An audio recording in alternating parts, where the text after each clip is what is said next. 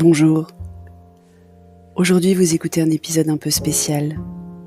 J'ai décidé cet été de vous faire découvrir ou redécouvrir les épisodes qui ont le plus marqué les 2 premières saisons du podcast. Les plus écoutés, les plus likés sur Instagram ou les plus lus sur le blog. Vous les avez peut-être ratés. Alors tout cet été, 2 fois par semaine, vous allez pouvoir vous replonger ou vous plonger pour la première fois dans ces épisodes qui me tiennent particulièrement à cœur.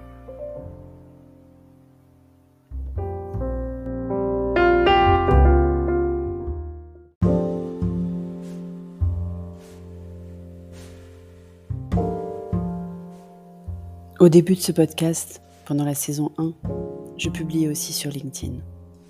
Un vrai mélange des genres.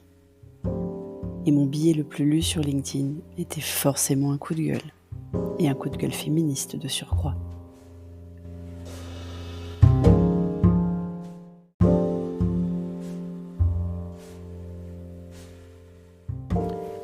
Bonjour, vous écoutez l'épisode 33 du podcast Revu et corrigé.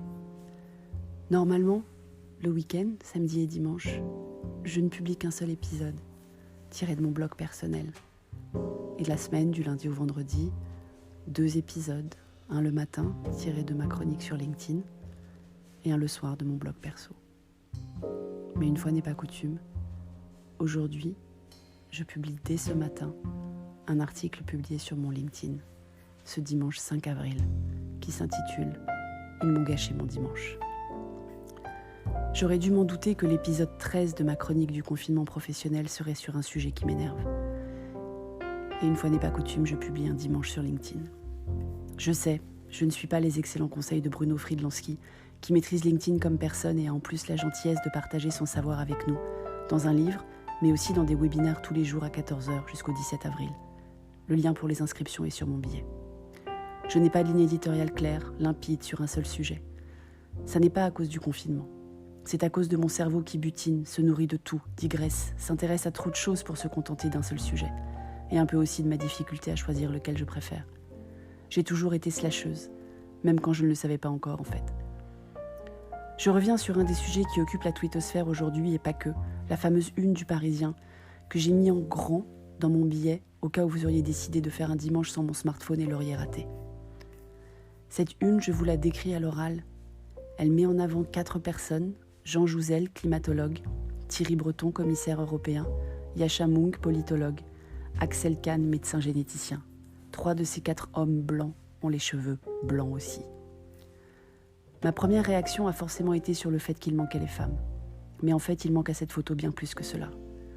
Donc ceux que le Parisien a invités à s'exprimer sur le monde d'après sont des hommes, blancs, dont 3 sont boomers et un Gen Y pour la bonne mesure.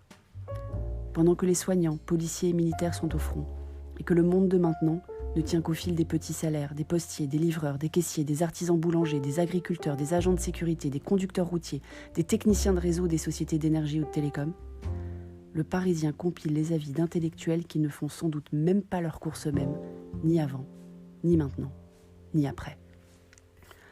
Loin de moi l'idée de défendre le fait que réfléchir ne sert à rien.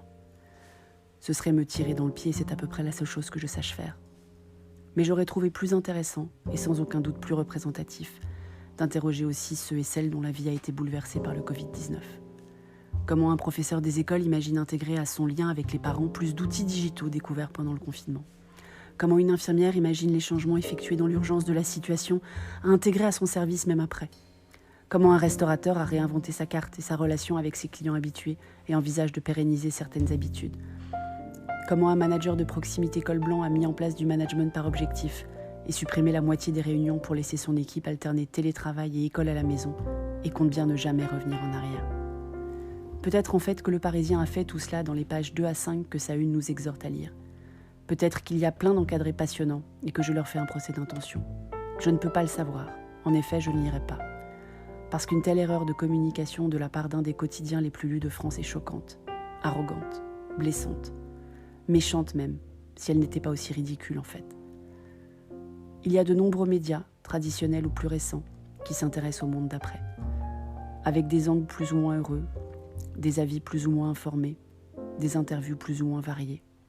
Si ces sujets vous intéressent, vous avez l'embarras du choix. Moi, je sais quel média je ne choisis pas. Merci de m'avoir écouté. Si vous écoutez sur Apple Podcast, merci de mettre des étoiles et un commentaire, je lis tous les commentaires. Si vous l'écoutez sur une autre plateforme de balado-diffusion, merci de vous abonner et de partager. À bientôt.